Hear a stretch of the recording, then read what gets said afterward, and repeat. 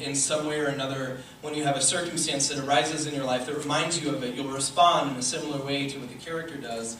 And here, you can hear what the person in the front is telling you, and then you can draw a silly thing.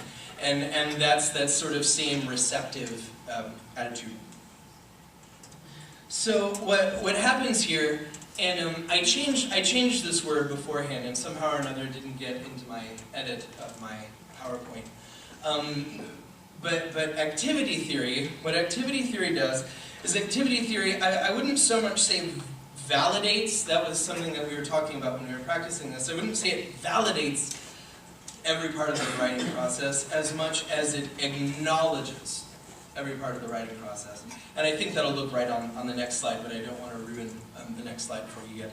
And so what happens is, when you're sitting down and you're writing your notes, and your notes have dots in them, and your notes have squiggles in them, and your notes have blobfish in them, then what happens is your writing activity system becomes home to all of those things. Your writing activity system becomes home to dots and squiggles and blobfish, and those are just as much a part of your writing as the stuff that you mean to hang on to, right? As the stuff that you think is going to help you pass the exam, and hopefully really will help you pass the exam if you're doing it effectively. And I want you to understand that I'm not knocking note-taking here. Note-taking is something you kind of just have to do. And in many ways is very valuable, and I know a lot of things now that I wouldn't have ever known or wouldn't have ever remembered if I didn't write it down. But what's happening here in note-taking is we're actually doing something very, very interesting that I'll talk about briefly because I don't really have that much time left. But what we're doing is we're restructuring our writing space, and I'll show you what I mean by that. So there are two really smart researchers named Paul Pryor and Jody Shipka, and they wrote a paper where they had people draw their writing space. They had people sit down and draw the space that they write in, and think about the ways that that connects to what they're doing, to what they ultimately end up making. And these people did that, and then they did these interviews, and it was a series of case studies.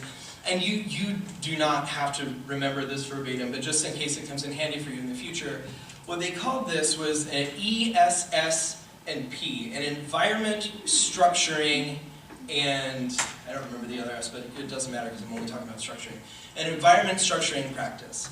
And actually it was environment self-structuring practice as I think about what it was. And so what happens is I make my writing environment do what I want it to do for me. I sit down to write, and I choose the space that I do that in because I'm an autonomous human being and I can pretty much go where I want, you know, within the bounds of gravity. I can go do what I want to do.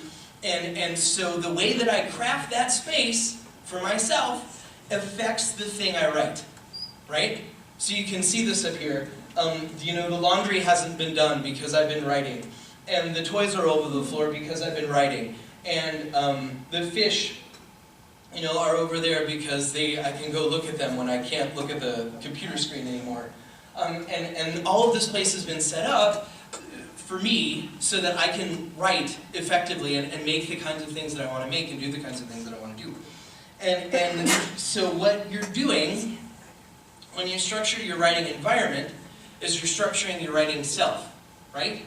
And that sounds really complicated, but it's actually really simple, right? If you go to a place on purpose to write there, that's a reflection of who you are, right? You're a different kind of writer if you seek out the 6th floor of the library as a writing place compared to maybe the coffee house as a writing place, right? Those are very, very different places and say different things about you.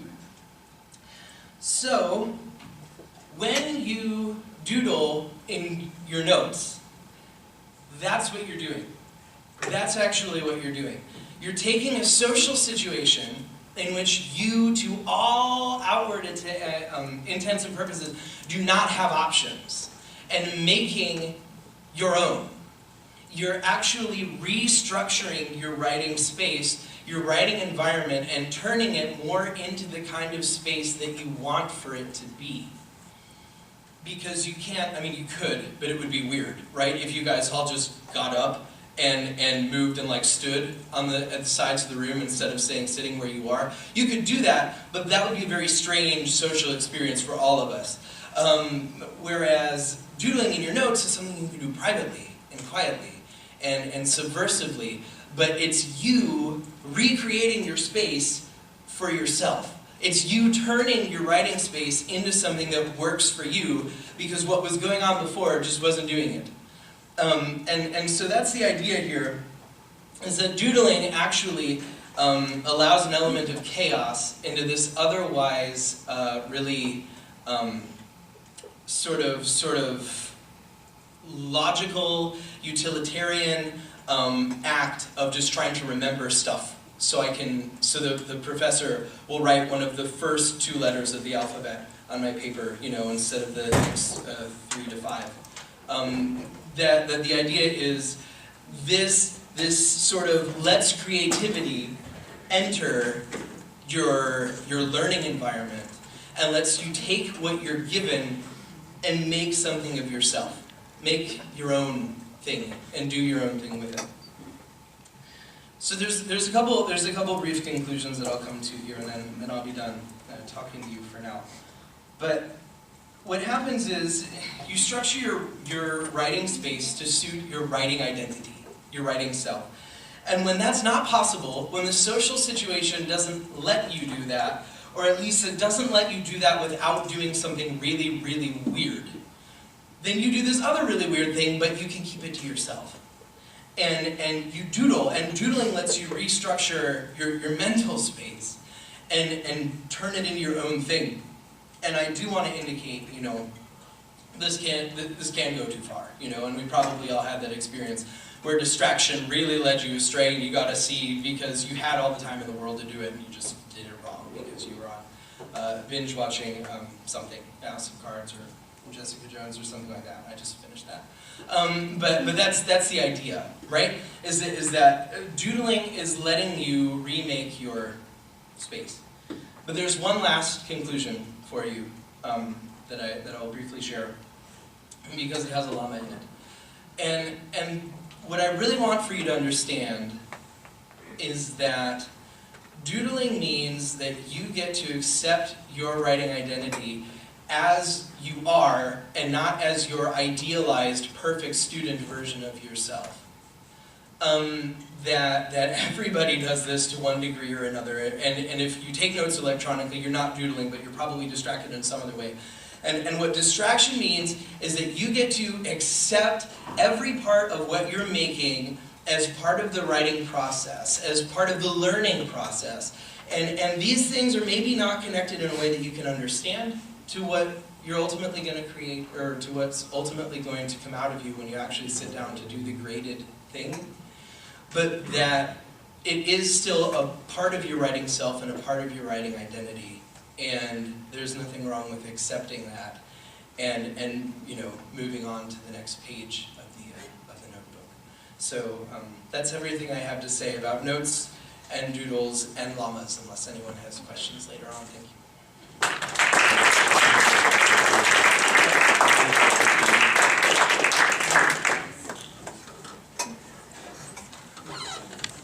I'm so glad this face is going to be behind me in the video, so thank you. So our first 2 speakers, as I mentioned, are our 2 writing research interns for this year, and we're thrilled to have this program because we get to introduce undergraduates to the writing program, which is predominantly something that faculty and graduate students do.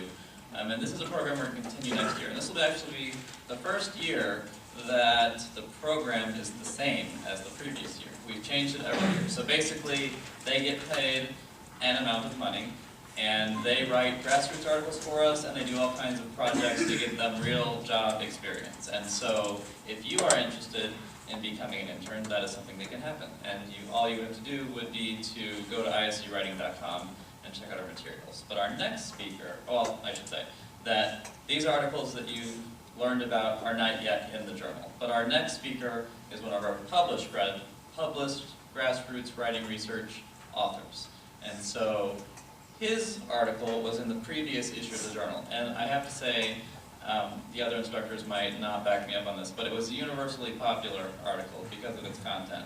And so, Cody Parish is a second-year master's student who is currently working on his thesis. He studies American Lit and film and things, and so the title of his thesis is Vintage Horror, James Wan Postmillennial Auteur, which I don't know what that means, but I'm sure it's brilliant, which is not the topic of his current presentation, which is about bathroom graffiti. So I'll turn it over to Cody.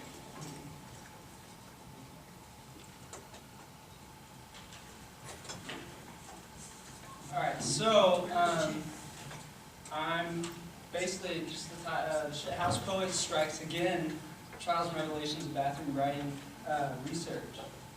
So ever since I first wrote this and had it published and started teaching it last semester, I have students and friends who keep sending me graffiti that they find. And on one hand, some people might feel like that's kind of maybe annoying, but I really like it. I like what they find, especially because they find it on campus. And so actually one of my former students sent me something this last week, perfect timing, and I hope y'all enjoy it, so I'm going to share that with you. It says, anyone can pee on the ceiling, be a hero, shit on the, anyone can pee on the floor, be a hero, shit on the ceiling. I think that's kind of a good challenge. I hope no one actually takes it, but I think it's really funny. By the way, this was found in the basement men's restroom in Watterson Dining Center. So if you live on campus, please go check that out if you can. So when I was coming up with this whole idea of what to write in my article, it was for class, and I was trying to think what interests me. So I had a few criteria, first of all. I wanted something that had never been done before. You know that there's a need for research, a need for scholarship, when what you are looking at has never been written on. So I also wanted it to be funny. I really like comedy. If I can incorporate it into my writing, which we rarely can, it seems like in school, I really like to do that. And so I really wanted it to be funny. If I could help it, it had to be a funny genre. And then at the same time, I had to find it interesting. I can't write about shit that I don't care about. I want it to be something that I'm invested in. And so the things that I came up with, when it's all said and done, were comic strips, bathroom graffiti, and sex toy instructions. Now I know you're all thinking, damn, Cody, that sex toy instruction would have been awesome. And I'm like, yeah, that would have been really cool, because I have a buddy back home when I did my undergrad who she did her master's thesis on sex toy instructions. And I was like, man, that's fucking cool. And she said, no, she was like, no, you really gotta look at this. And I was like, this shit is fantastic. And so I was sitting there, I was like, man, I gotta really think about doing that. And then I was like, well, how am I gonna commit to this project? I guess I have to buy a sex toy, or 4 or 5, so I can look at the writing, the differences in the instructions, right? And I was like, you know, I don't think I'm that committed, so maybe I won't do the sex toy one. You know, it just doesn't fit in my budget. So I decided that I had previous antecedent knowledge, if you want to put it that way, with bathrooms. Not necessarily bathroom graffiti. I think we all have antecedent knowledge of bathroom graffiti. We encounter it a lot, right? And as we'll talk, guys probably encounter it more than women. You know, I had a buddy who loved to tag stalls. He loved to write demented Joker faces on stalls, and he was all about that. And I also worked as a janitor at a water park for a summer, and so I dealt with a lot of shit, to put it that way. And so bathrooms were I was no stranger to bathrooms, having to deal with all the smells and the sights and everything. So I was like, you know what, fuck it, I'll do this. So I decided bathroom graffiti was the way I was going to go. So when I started this, I kind of did did my, approached it in a way that I never approached it before. I'm a planner. I like to plan things out, and when I did this, I really didn't know what the hell I was doing. I didn't have any preconceived notions about where I was going to go with it. It was really kind of counterintuitive to what I normally do. It was unnerving, but it was also liberating, because it was something that I didn't have to make it fit something in particular. I could just make it what it was. Whatever came out is what it came out. And so all I knew is that I needed to start with primary research. I needed to start with the samples. So, and the way I wanted to do that was I wanted to get samples that were relevant to ISU students. Y'all are the readers, or the people in here who are in the classes, y'all are the readers. So what is going to matter most to you? Shit that I pull off the internet? Or ones that you might actually be able to go around campus and see if you go into these stalls. And so I felt like I wanted to make it relevant to the students by getting samples from around campus. And I only had a few parameters, which was stay on campus and stay on North Street. So I went to like the coffee house, but you know, I tried to make sure that who was writing were college students. I wanted to see what we're talking about, what we put on the walls, not what, you know, no offense to professors, but not what a 50-year-old person is putting on these stalls, what we're doing. And so I also felt like if I got these samples, it would somehow create a more, sort of more merit or weight in the eyes of STEM students, you know, science, engineering, math students who feel like English is lofty bullshit, right?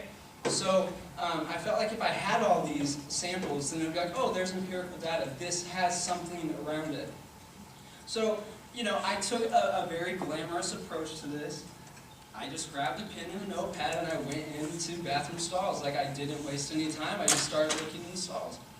And so the first thing that I found, which was kind of shocking to me, was that all the stalls were white. They were clean. Every stall I went into was clean. And I was pissed. It's like, this is bullshit. I know college students write. I know they write on these stalls. And so it was just one of those things where I wasn't sure if what I was doing was going to pan out. And it's interesting, though, because when I chose this topic, only one person had written on graffiti before. And he's actually here. His name's Evan. He's up top. And he wrote on street graffiti. And he talked about how clean walls basically show social order. And so we're going to talk more about this, about power, later. But it was important that all the bathroom graffiti, the bathroom stalls were clean. But, you know, me being from Texas, and we're ornery, you know, I ain't no quitter, so I was going to keep going with this shit. So, you know, trial 2, I just started going around again. I just started looking at bathrooms. I revisited a lot of places that I'd already been to. And I don't know if y'all know about this, but in Bone Student Center, there's a secret bathroom on the 3rd floor, just like way in the corner. You think that you've hit the end of it. You're like, oh shit, there's another doorway here. And you keep going, and there's another doorway. And you're like, oh, there's a bathroom over here. And you go in, and it's only got one stall for guys. I don't know what it is for girls, but it's got one stall. It's got 2 entrances, weirdly enough. But there's one stall, and it's everything's blue in it. And you walk in, and I didn't write everything down. I'm really pissed because someone in there drew a phoenix from Harry Potter, and I didn't get a picture of it, but they had a whole thing on it, and it was like, oh, the secret bathroom from Harry Potter. It was really kind of cool. But this was the first graffiti I found. The whole time, I finally found graffiti, and it says, you found the secret bathroom. Congrats. And I'm like, oh, fuck yeah, like, this is awesome. And then right below that, they said, enjoy your private poop. You earned it. And I was like, hell yeah, I did. Put that shit on my notepad, and I was like, all right, I'm getting out of here. I got some samples. This is good. It makes me feel good. So, you know, I was like, maybe there's something to this. And so after that, I was like, well, there are some problems with what I'm doing. There's always limitations when you do your research. You can never do, nothing's perfect on the first take, right? So you always kind of have to regroup and recalculate. So the problems that I had were I couldn't see shit in the stalls. There was really bad lighting. And it was weird when you had to put your face like this close to a, peed on toilet seat to see something way down low.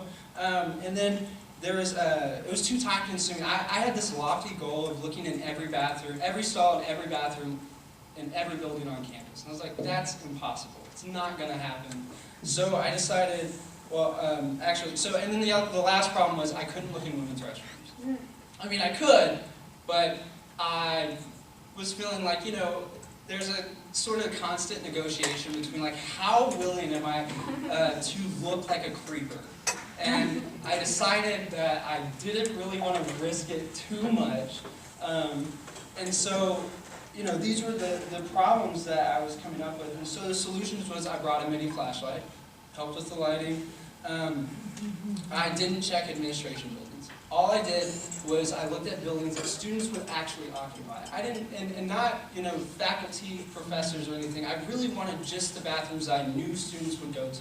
Because that's who I cared about. That was the audience that I'm working towards. I only made rounds between 8:30 p.m. and 10 p.m. Or that's what I said. I mean, I broke that on weekends because no one really is on campus on weekends, at least in the buildings. And then I recruited not a girlfriend. I didn't recruit just some girl to be a girlfriend, but I recruited my girlfriend to look in bathroom stalls for the women. So, kind of help me out. And so then I was like, well, I still don't really know what I'm trying to do with this, but at least I have a better plan of where I'm going to go about it, right? So I kept going, and I went back, or I decided I had to strategize. So I was like, okay, who is probably going to write shit on bathroom stalls? Art students. Why not? They love to draw. They're right there. If they're doing their business and it's taking a while, fuck it, why not draw, right? So I was like, okay, I'll visit the Center of the Visual Arts. And so I went in there and I didn't find anything on the first floor. And then I went down below into the basement and I found a shit ton of stuff. And this is my favorite one. And it says, have you seen this man? And he says, yeah, who the fuck is he? And then someone starts role-playing, they say, Dad. Yes, son, it's me. Dad. And it's funny because the milk carton man actually has another job if you look really close on the side. I don't know if y'all can read that, but I'm not going to say what it is. But he has another job according to another student who wrote on that. And so I found that and I was really excited. And I found another picture, just a guy smoking a cigar. And there were a lot of other pictures that I didn't get or I no longer have.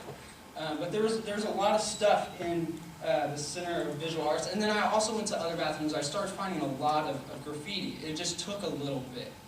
Schrader is another place that has a ton of graffiti, at least for guys. So if you're a dude and you go to Schrader a lot, check out those stalls. There's a lot of shit in them. So, okay. So, the re-wiping kind of dilemma that I kept coming across was like, the janitors are good here. Like, they really try and keep that shit clean. And so I would go into the stalls, and I was like, oh, I really wonder how people are going to interact with this, how they're going to socialize, that's one of the chat terms, how they're going to socialize with these drawings that are already here. Well, I couldn't keep up with that because they started erasing them. And so that really bothered me because I felt like it was going to stunt my research, what I came up with. But regardless, at that point, I started getting so many graffiti samples that I was pretty much ready to just start the formal research of it. So the first thing I did, and I think it's really important to do this, is record your own thoughts. When you're about to write, you want to make sure that you differentiate between what you're writing and what they're writing, because or what's been said. Because you want to know when you're thinking differently than they are. And you want to know, like, if it overlaps, that's fine. But if you're thinking differently, you can come up with something original. You don't want that to, what other people say, to right off the bat taint what you're already thinking. So write down your own observations first, and that's what I did. And then I took the fancy approach to research. I just Googled bathroom graffiti. But nothing came up. Apparently people don't really like bathroom graffiti unless they're just posting what they've already done. So then I took the dependable Betsy approach. I Wikipedia'd bathroom graffiti. And it came up with latrinalia. So latrine, a bathroom, I was like, oh shit, this has got to be it. And then the first thing I did, I read it, it was a short entry, and then I went to the references section. This is another thing that you should do when you're writing and you need resources. Check the references section. They always will tell you, or usually you'll find at least one source that you didn't know about that you can go and now grab. And it really helps make your argument more robust, and it helps you with your research process, especially if this stuff's not coming up already on its own. And so then the last thing I did was I followed through. I just went to Milner and I started retrieving the articles through the databases. And then after that, I decided, it's time to write this article. And so I put together everything that I'd come up with, the graffiti samples and the research. And but when I was coming up with how I wanted to write this, it was really important to me to do two things. I wanted to make sure that, I had a couple questions, which were, how do you write about a writing genre that doesn't take itself seriously? Bathroom graffiti is not about being serious. Every time I saw a serious conversation, there was one conversation on one stall in Schrader where it said, it was talking about capitalism. And someone was like saying, oh, it's horrible and whatever. And then someone else over on the side was making like a poop and fart joke. And I was like, there's no way that I can keep a serious face when I'm talking about bathroom graffiti. It by nature undermines itself. And then I also was thinking about how when you're thinking about chat and representation, the page, you think about how your stuff is going to look on your page, right? And so, to me, when I conceptualized this, the blank page was the stall. It was the stall wall. And so what I wanted was I wanted students to interact with this graffiti as they read, as they went. I wanted them to constantly interact with it and feel like they were actually sort of, working with maybe like a bathroom stall kind of situation. And so I had the tone down. Like, one thing that I did was I looked at other Grassroots articles. So that's part of the genre analysis thing. You look at multiple, what I was doing was looking at multiple samples of graffiti, but also multiple samples of Grassroots articles to see how it's already written. And so I took the tone of it, and I was really hoping that someone cussed, because I really wanted to cuss in my article. And I read Francesco Lovato's zombie piece, and he says fuck a few times. It's like, oh hell yeah, I got this. And we're talking about graffiti, and so I really thought that the language would work to my advantage to keep the reader's attention entertained, but then also instruct. Because that was the whole purpose, was to keep your attention and then instruct, inform you about bathroom graffiti at the same time. So then I basically went into drafting. When you draft, or when I drafted, I just started from the beginning. I know usually I do outlines. A lot of people do outlines. I didn't. I just started writing, and I knew that I'd have to change shit around when it came down to the end of it, and if it wasn't cohesive, and I'd work with that. But I really just kind of let it flow and stopped when it felt complete. I think that's something that a lot of people and students don't do, is they stop when they hit the page minimum, but just go until it feels complete. Because that's how you know that it's going to be a better piece of writing. So you're not stunting it. So my first draft was 5,200 words. It was over 20 pages. I had 60 endnotes, and I ended up cutting it. It was cut down to 300 or 3,800, and I would say about 1,000 of those words were just jokes. All I was doing, it kind of went to your point, Nathan, about distraction. I just want to put so many jokes in here, so people will be happy reading it. And then I was like, well, you know, the editors kept saying, you know, make it to the point, be concise. You don't need all this. And so we took a lot of that out, and I really did make it a better article. But I made sure to include the documentations for the graffiti samples that I used because, again, I wanted it to feel scientifically based. So there wasn't that argument that this is, you know, gloppy bullshit that didn't come from anything. So, the conclusions that I came up with, I basically just threw a lot of stuff down. When you map out the activity of writing graffiti,